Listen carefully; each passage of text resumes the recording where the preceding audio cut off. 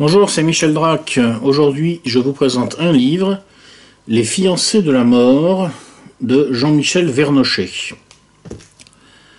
Alors, je vous présente ce livre parce que c'est l'occasion pour moi de réfléchir avec vous à une certaine tendance de pensée que ses adversaires nomment généralement complotiste ou conspirationniste, et que moi j'aurais tendance à définir tout simplement, s'agissant de gens comme Jean-Michel Vernochet,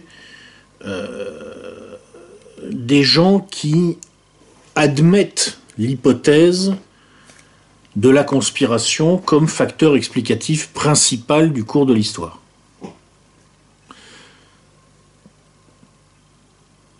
Je dois parler de ça parce que je suis en train de préparer donc une prise de position sur la question de Daesh, de l'État islamique.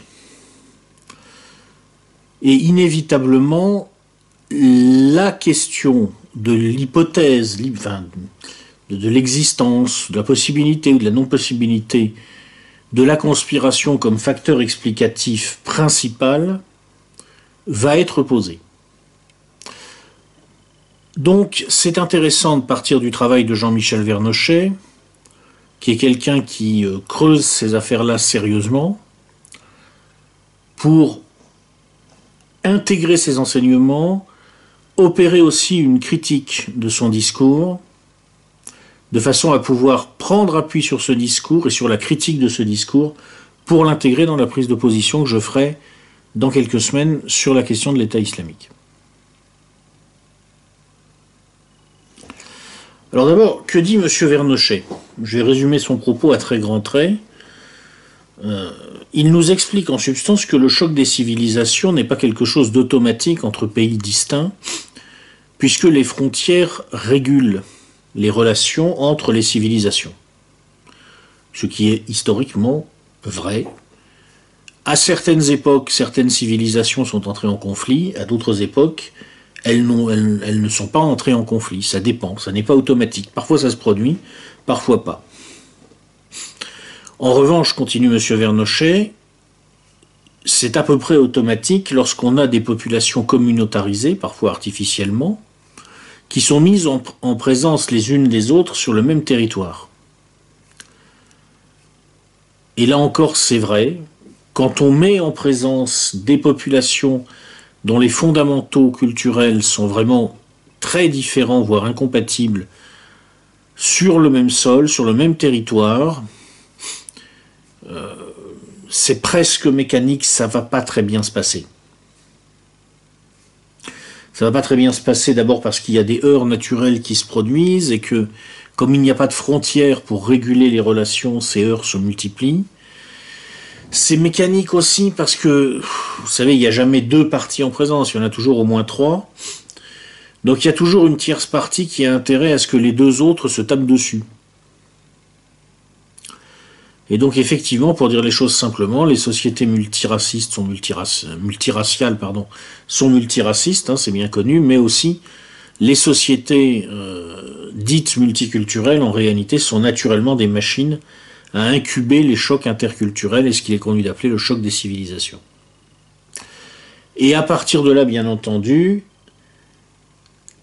ce choc peut ramifier partout à travers le monde, là où les civilisations en question sont aussi en présence sur le même sol.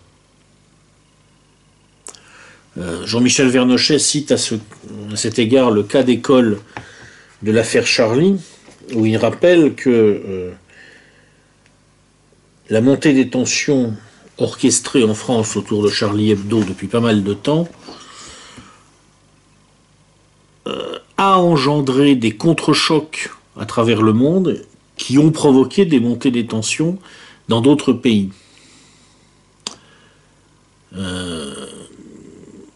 Jean-Michel Vernochet écrit « Charlie continue de tuer, à commencer par ce qui se passe au Niger, qui n'avait jamais connu d'émeute contre les chrétiens et les Français confondus dans un même opprobre.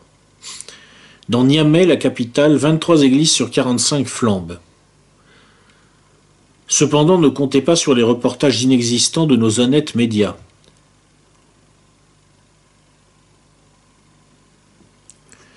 Voilà, c'est-à-dire qu'en janvier 2015, vous avez un attentat contre Charlie Hebdo, attentat sur lequel il y aurait énormément de choses à dire, et d'ailleurs, Vernochet en parle longuement, et cet attentat donne lieu à une hyper-médiatisation planétaire de l'affaire des caricatures. De là, on va avoir une intensification des tensions interreligieuses, y compris jusqu'à Niamey, où il va y avoir des églises qui vont brûler à cause de ça.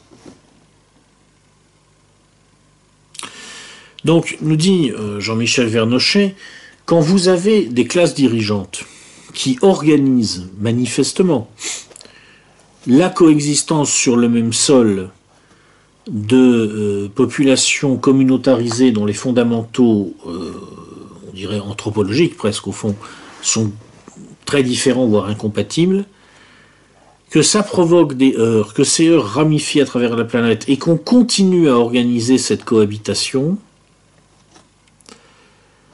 eh bien, ça dit bien quelque part qu'on a affaire à un projet délibéré.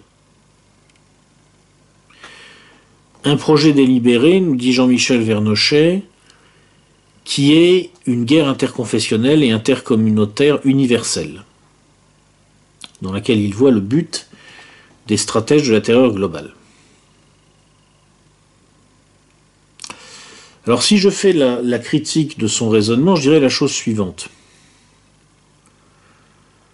Il donne une des interprétations possibles. Une autre interprétation est que les gens qui organisent ces migrations, en fait, ne font qu'organiser des phénomènes qu'ils ne maîtrisent pas. Soit parce qu'ils veulent donner le change et donner l'impression qu'ils organisent alors qu'ils subissent, soit parce qu'ils se disent, au fond, ça sera moins grave si nous les organisons, si nous les anticipons, plutôt que si nous les laissons se dérouler spontanément. Une troisième interprétation est qu'ils espèrent que, en quelque sorte, passé une phase de crise initiale, on entrera dans un état différent du système où les populations se mélangeront et où, en quelque sorte, on aura dépassé le stade du choc des civilisations pour aller vers le stade du rendez-vous des civilisations, pour parler comme Emmanuel Todd. Ça fait trois interprétations, trois schémas interprétatifs possibles. La volonté de déclencher le choc des civilisations, ou le fait qu'en fait on n'y peut rien, ou le fait qu'on espère qu'on va dépasser le choc des civilisations à partir d'un certain point.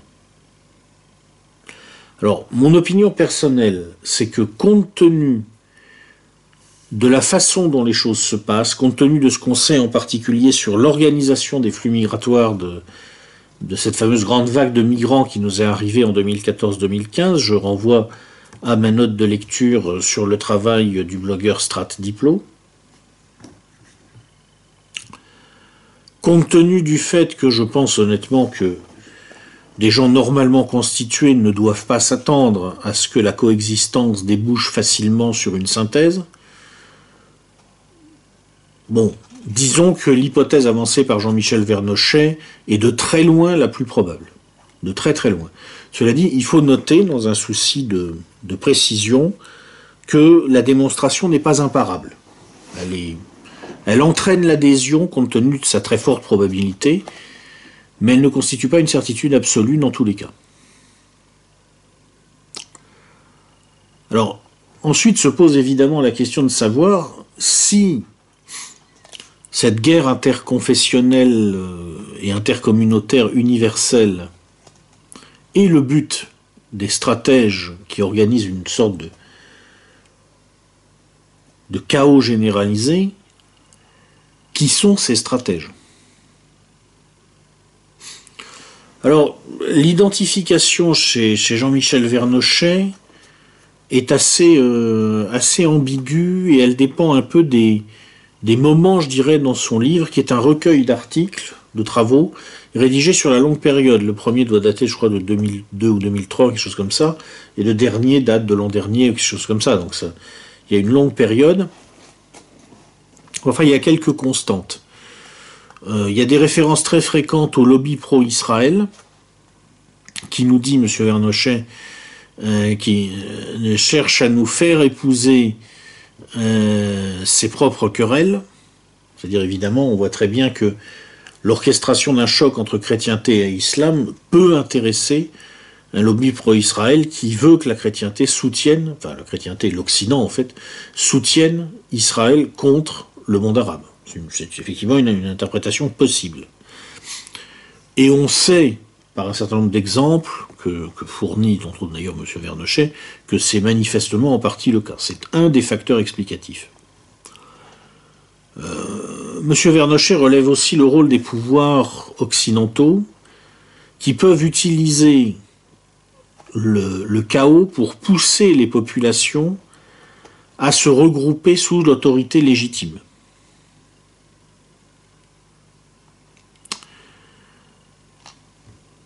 M. Vernochet parle aussi des monarchies du Golfe. Il signale que il y a une politique délibérée de la part de l'Arabie Saoudite en particulier de répandre sa version spécifique de l'islam, le wahhabisme, de diffuser ce que M. Vernochet appelle la peste du radicalisme, qui doit être répandue dans le monde musulman pour, toujours selon M. Vernochet, le diviser et le dresser contre tout ce qui pourrait faire obstacle à l'instauration d'un califat salafo-wahhabite. Et M. Vernochet relève d'ailleurs aussi dans ce cadre-là une collusion de moins en moins cachée entre Riyad et Tel Aviv, deux puissances, Arabie Saoudite et Israël, qui ont des ennemis en commun, en particulier l'Iran, et donc potentiellement des intérêts en commun. Bon. Et puis, à partir de là, M. Vernochet extrapole pour esquisser un schéma global.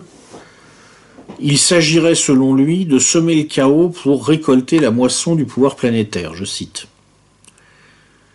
Le mécanisme est le suivant. D'abord, semer le chaos, donc détruire les structures non maîtrisées par le pouvoir et qui peuvent fédérer les individus, donc essentiellement les familles, les nations, les religions non maîtrisées par le pouvoir, obtenir ainsi une masse d'individus atomisés, faciles à manœuvrer, leur faire accepter un état de guerre permanent et donc un état d'exception qui devient la règle, et donc déstabiliser pour stabiliser, ce qui est la formule même de la stratégie de l'attention. Jean-Michel Vernochet, à l'issue de son trajet, reformule, d'ailleurs il faut le dire de manière assez précise et exacte, la définition classique de la stratégie de l'attention telle qu'elle a été comprise depuis que les Italiens, à la fin des années 70, début des années 80, ont un peu mieux réalisé ce qu'on leur avait fait en réalité. Alors, il illustre ça, non pas en faisant référence à l'Italie des années de plomb, mais plutôt à la psychologie particulière des nihilistes russes. Il voit dans les djihadistes des agents qui vont venir exaspérer le chaos créé par les flux migratoires et la dislocation des frontières civilisationnelles, et il pense que ces djihadistes sont à l'écroulement en fait de la spiritualité musulmane authentique, à sa chute dans l'idéologie, l'équivalent de ce que les nihilistes russes ont été en leur temps à la chute de l'espérance chrétienne dans l'idéologie communiste et anarchiste.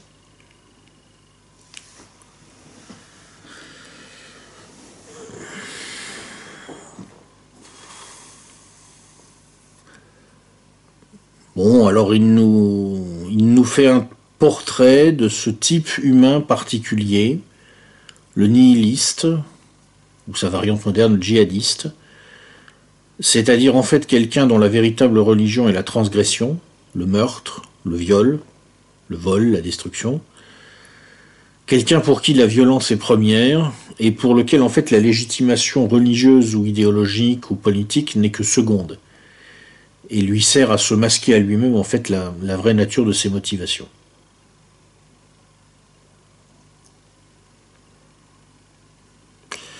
Alors tout ça tient la route, c'est-à-dire que on voit très bien que le schéma général évoqué par Jean-Michel Vernochet renvoie manifestement en partie aux faits. Personne ne peut réellement croire que les hurluberlus fous furieux de Daesh sont j'allais dire, des musulmans normaux. Parce que déjà, pour commencer, c'est pas des gens normaux. J'ai fréquenté un certain nombre de musulmans dans ma vie. Ils avaient des qualités et des défauts, comme tout le monde. Mais a priori, ils considéraient pas que leur religion, quand elle consistait à égorger quelqu'un devant une caméra, en s'imaginant en plus poser un acte de dévotion. Bon, semblablement, on voit bien que ce genre de siphonné est instrumentalisable par des centrales de renseignement, est instrumentalisable par toutes sortes d'acteurs en fait qui eux ne sont pas fous du tout et qui poursuivent leurs intérêts bien compris. Et on sait que c'est le cas. On le sait. Je vais en parler après. Jean-Michel Vernochet analyse un certain nombre de cas d'école. L'affaire Mohamed Merah, par exemple, ce genre de choses. Et on voit très bien que ce qu'il dit correspond à une réalité. Il y a bien deux types d'acteurs dans le jeu. Des fous furieux, pulsionnels, soi-disant religieux, en réalité des psychopathes, et derrière d'autres psychopathes d'une certaine façon, mais d'un autre type, des psychopathes très organisés, eux, et qui instrumentalisent les fous furieux pour leurs intérêts propres. Là où le discours de Jean-Michel Vernochet, à mon avis, présente un élément de faiblesse, c'est que, ok, une fois qu'il a posé le schéma global, en fait, il ne répond pas vraiment à la question de savoir qui sont les stratèges.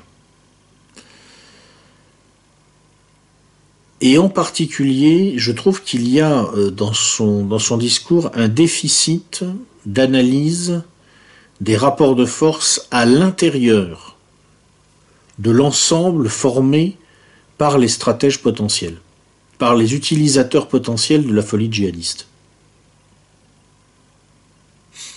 Donc le schéma global qu'il évoque renvoie manifestement à la réalité, mais c'est un peu rapide de nous expliquer que ce qui va fédérer tout ça, c'est, comme nous le dit M. Vernochet,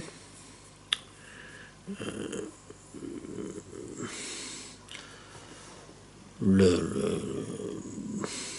sorte de conspiration qu'il ne nomme pas d'ailleurs, qu'il ne décrit pas, et dont il parle en faisant référence, par exemple, à une citation du Deutéronome. Tous les peuples que le Seigneur ton Dieu te livre, tu les dévoreras, pour nous expliquer que l'objectif, au bout du compte, c'est la domination d'un peuple prêtre sur les nations.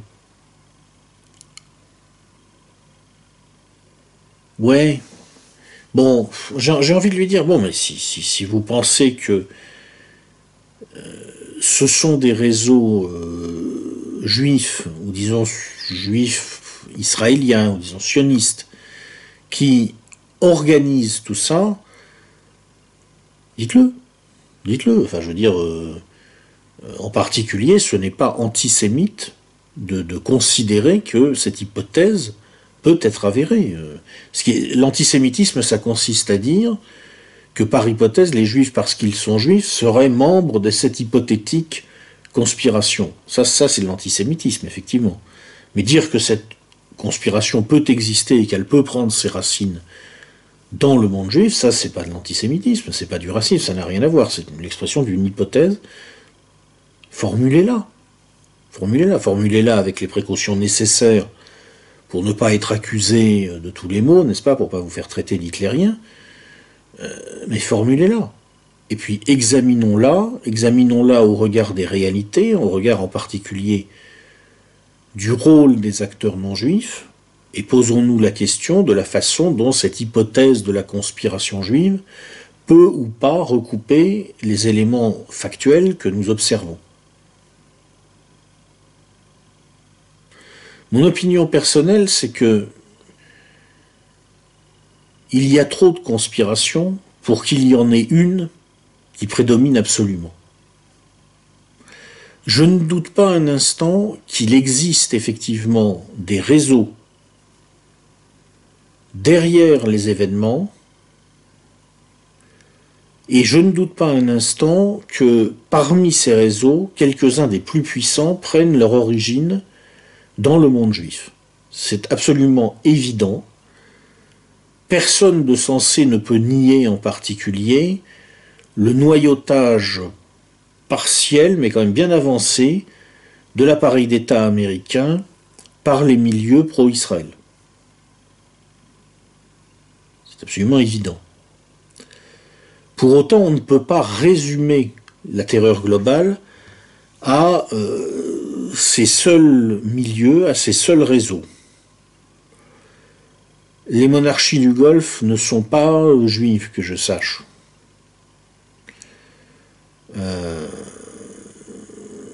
Les dirigeants saoudiens ou qataris ne sont pas juifs.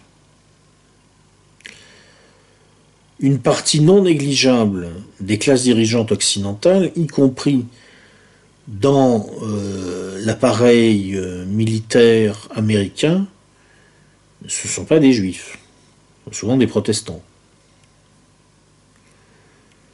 La France, dirigée par des gens qui viennent historiquement d'un pays catholique, mais qui sont, on le sait très bien, inscrits dans des réseaux maçonniques divers d'ailleurs, a une politique de puissance qui consiste parfois à jouer sur les stratégies de l'attention et sur le chaos, le chaos généré. Ce que les Américains font à l'échelle globale, nous le faisons assez volontiers en Afrique de l'Ouest, par exemple.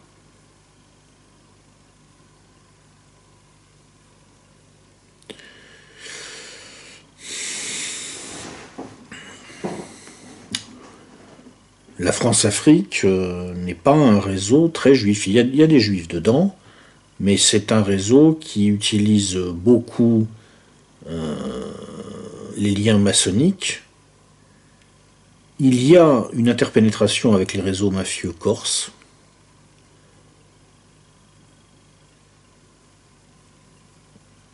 On est assez loin du monde juif.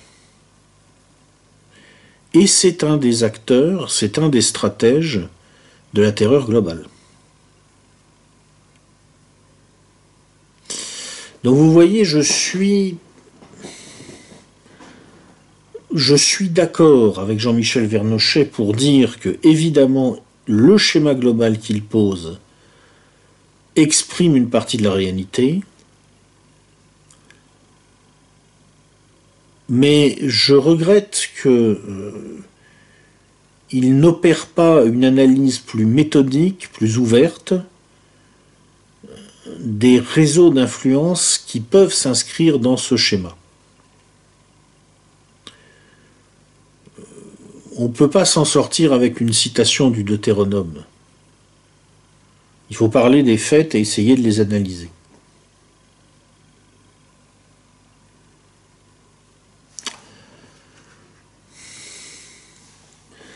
Alors cela dit, M. Vernochet, je vais quand même lui rendre justice, après avoir émis cette critique, parle des faits, pas pour analyser les réseaux des stratèges, mais pour analyser les techniques, pour montrer de façon concrète que manifestement, il y a une instrumentalisation, il y a des acteurs cachés derrière les acteurs visibles. Par exemple, il nous fait une analyse très intéressante de l'histoire de Mohamed Merah. Je vais en lire quelques extraits. Alors, il pose d'abord la question de fond, c'est-à-dire, qui était Merah? Donc, Mohamed Merah a fait ceci, a fait cela, mais c'était qui Mohamed Merah?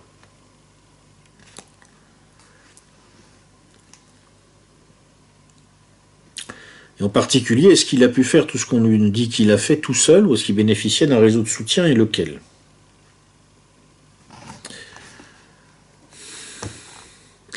Alors, on a un personnage assez intéressant qui croise la trajectoire de Mohamed Merah, c'est M. Bernard Scarsini. Vous savez, le patron de la DCRI dont on a parlé dans la note de lecture précédente sur le livre Bienvenue, place Beauvau. On le retrouve au moment de l'affaire Merah.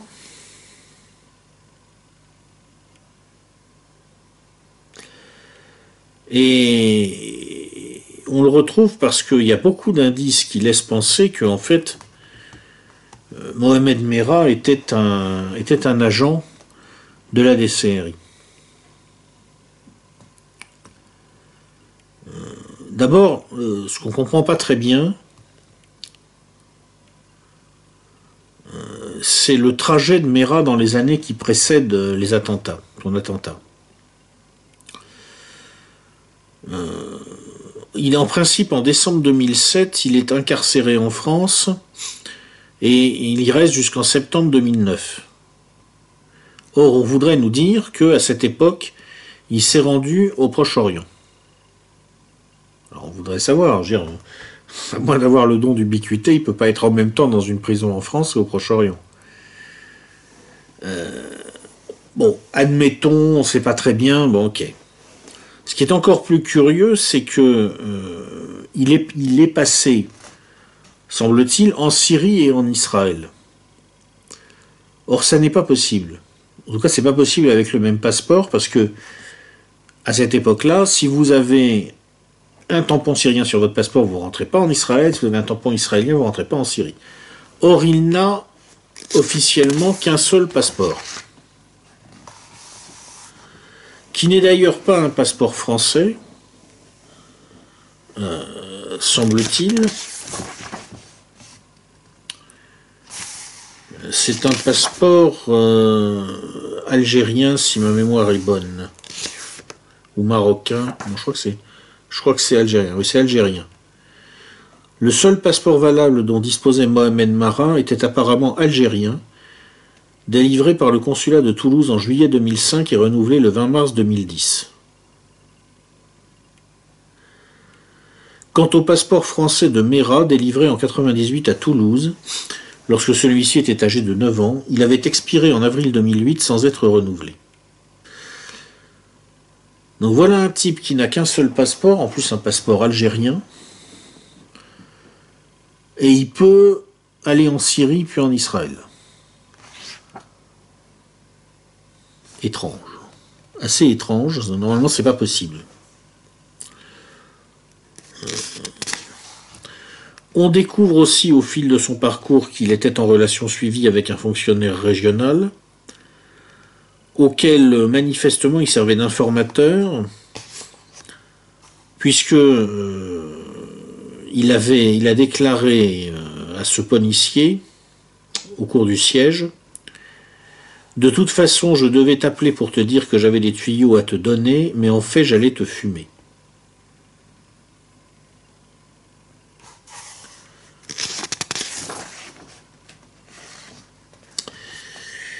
Et puis, il faudra aussi nous expliquer à un moment comment un jeune désargenté, qui n'a pour tout revenu déclaré que le RSA, 400 € mensuels, peut s'équiper d'armes pour un montant estimé à 20 000 €, posséder 2 voitures et louer un appartement, et cela, d'après ce qu'on nous dit, sans toucher à la drogue.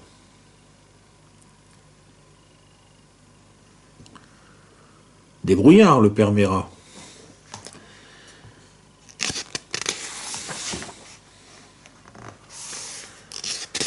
Donc, Monsieur Vernochet nous dit en gros, bah écoutez, on peut rien prouver, il faut être honnête, on peut rien prouver, mais enfin, disons que l'hypothèse d'un Mohamed Merah, informateur de la DCRI, qu'on décide à un moment de sacrifier parce qu'on a besoin d'un lampiste dans une opération où on va lui mettre sur le dos des actes qui ne sont pas forcément les siens, cette hypothèse ne peut pas être repoussée d'un revers de main. Il y a suffisamment d'incohérences dans le dossier, suffisamment de bizarreries, pour qu'au moins on se pose la question. Il faut préciser qu'on n'a aucune preuve. Mais, bon, tout ça est assez bizarre.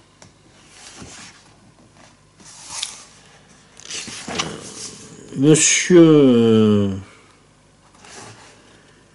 Vernochet nous parle aussi longuement de l'affaire Charlie.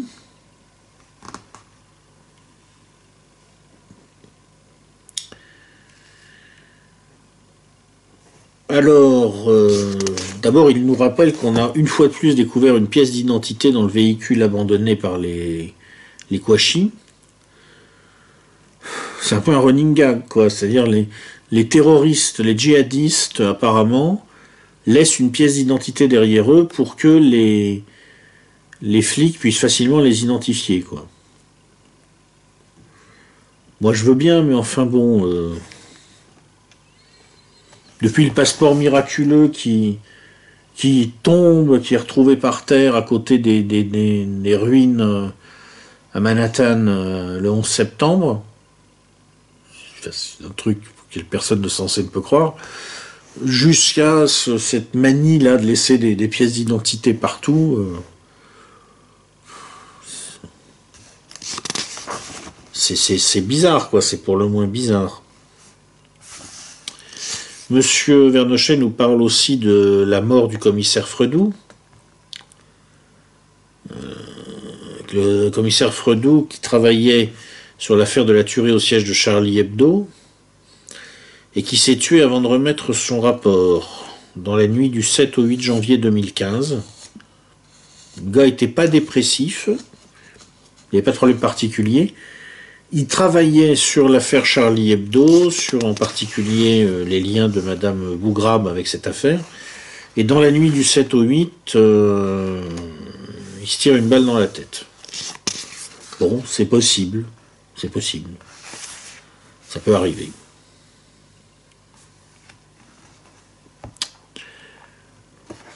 Voilà. Bon, j'ai parcouru très très sommairement le travail de Monsieur Vernochet. Je ne peux pas rentrer plus dans le détail parce que c'est une petite note de lecture rapide. Alors, qu'est-ce que j'en pense en synthèse? En synthèse, j'en pense que le travail de Monsieur Vernochet est un travail sérieux. Ça vaut la peine d'être lu. Ça gagnerait en clarté sans doute à être plus structuré, plus organisé. En même temps, c'est pas facile d'être structuré et organisé. On recueille des informations un peu dans tous les sens, on a du mal à les vérifier. Bon. Pour moi, il y a deux grands points faibles. Le premier, j'en ai déjà parlé.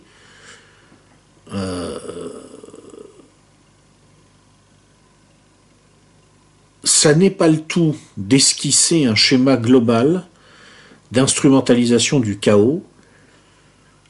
Il faut aussi être capable de commencer à cartographier les acteurs, les stratèges de la terreur globale, comme dit M. Vernochet. Or ça, c'est le point faible de son travail, alors que ça devrait être le cœur du sujet. C'est-à-dire que normalement, la question de savoir si le terrorisme est instrumentalisé ne se pose pas. Les gens sérieux ne se posent pas la question. Oui, évidemment. La question de savoir si Daesh est un acteur instrumentalisé ne se pose pas. Oui, évidemment. Ça ne veut pas dire qu'il est nécessairement complètement maîtrisé, comme le dit d'ailleurs, le rappelle M. Vernochet, pour contrôler des frappadingues de cette ampleur, c'est pas facile. Hein. Mais bien évidemment, oui, c'est instrumentalisé. Bien évidemment, il y a des acteurs invisibles, d'ailleurs de moins en moins invisibles, derrière les acteurs visibles de la terreur. C'est même pas une question. C'est même pas une question. Le simple bon sens le dit. Vous pensez bien que des psychopathes désorganisés, sur le modèle des givrés, comme le cas extrême là qui a commis cette horreur à Nice, en fonçant avec un camion sur la promenade des Anglais, ce ne sont pas des gens qui vont être capables de définir les structures de coordination à l'échelle planétaire permettant de déployer une stratégie à cette échelle. Il y a des gens qui les utilisent, il y a des gens qui les téléguident. Et vous pensez bien que les gens qui les téléguident sont ceux qui ont à la fois les moyens et intérêt à le faire, et effectivement, là on va retrouver les vrais acteurs géostratégiques. C'est bien évident. Donc tout ça, c'est pas une question, je veux dire, le sujet n'est pas là. Le sujet, c'est, et c'est pour ça que j'ai choisi de parler de ce bouquin-là, le sujet, c'est ça. Les stratèges de la terreur globale. Et ce que je regrette dans le livre de M. Vernochet, si vous voulez, c'est la taille du titre, Les fiancés de la mort, et la taille du sous-titre, et les stratèges de la terreur globale. Moi, j'aurais voulu, en fait, que ça soit le contraire, qu'il y ait un titre comme ça sur les stratèges de la terreur globale, et puis en dessous un petit sous-titre, et les fiancés de la mort. Parce que c'est là qui est la vraie question. Et on s'en tire pas avec une citation du Deutéronome. C'est un peu plus compliqué que ça. Voilà, ça pour moi c'est le premier point faible. Et le deuxième point faible, qui est d'ailleurs lié au premier, qui est le point faible récurrent, je trouve, de tous les gens qui creusent un peu cette histoire, cette question de l'hypothèse de la conspiration. L'hypothèse des conspirations, d'ailleurs on peut mettre un pluriel.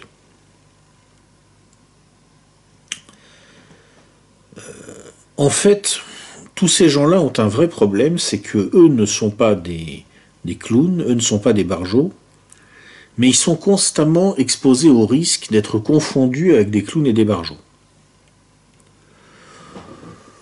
J'ai rencontré au fil de mon parcours, dans la mouvance, on va dire, dissidence Internet, des types, mais extraordinaire. Il y a des photos qui ont été prises il y a quelques années après une conférence que j'avais donnée à Bordeaux avec Pierre Hillard, je me souviens. Et ces photos sont très drôles parce que j'ai l'air complètement ahuri, quoi. Vous me direz, j'ai souvent l'air ahuri, c'est vrai, mais ce jour-là particulièrement. En fait, c'est parce qu'elles ont été prises au moment où il y a un monsieur qui venait de me parler du grand complot noué il y a 6000 ans entre les extraterrestres et les Sumériens.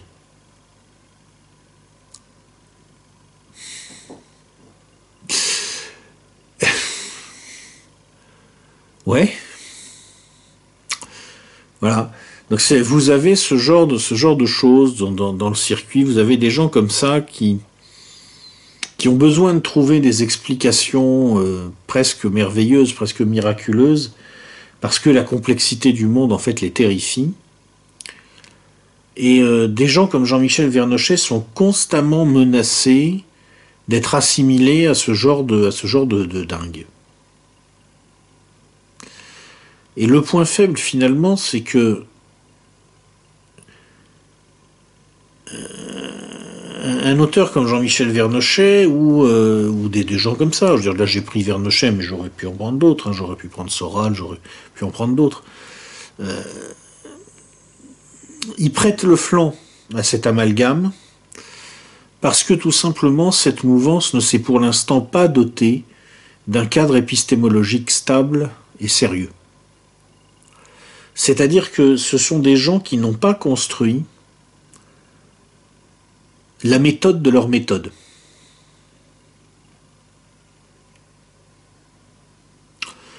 Le jour où ils le feront,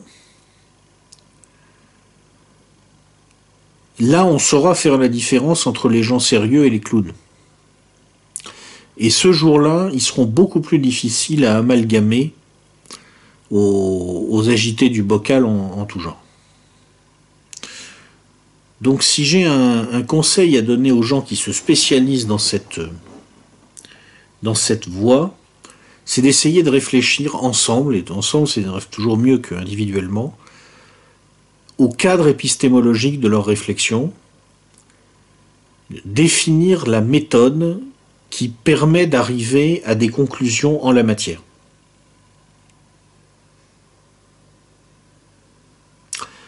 Voilà. Voilà ce que j'en pense. En ce qui me concerne, je prends note des hypothèses diverses formulées par M. Vernochet. Pour l'essentiel, je suis d'accord avec lui.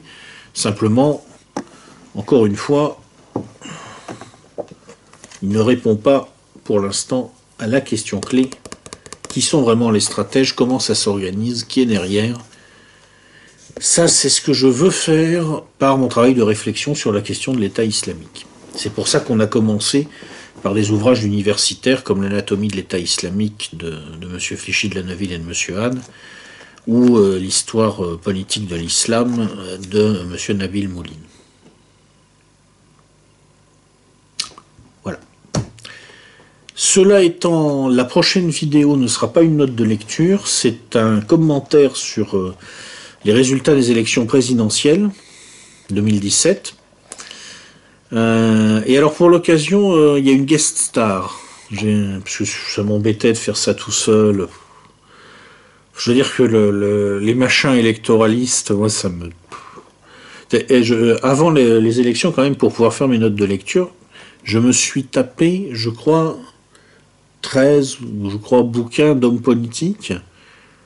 Ce qui est une grande souffrance, hein. Je dois vous dire que c'est dur. Bon, donc j'avais pas très envie d'en parler, bon, mais on me l'a demandé, puis c'est vrai que c'est un sujet d'actualité.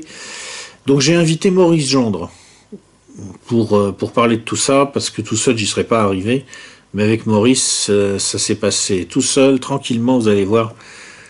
On va bien s'amuser en étudiant un petit peu les chiffres des élections présidentielles 2017 qui ont donc vu la victoire de notre grand leader charismatique, le magnifique, le grandiose Emmanuel Macron. Ah, il nous manquait plus que ça. Bon. Et après, je ferai une note de lecture sur ce livre, Dysgénisme, de M. Richard Lynn, dans le cadre de la série de notes de lecture que je fais pour préparer une prise de position sur le racisme anti-blanc. Voilà. J'ai fini, j'espère que je ne vous ai pas trop noyé dans les détails, c'est toujours le problème quand on parle de ces histoires. Et je vous dis à bientôt.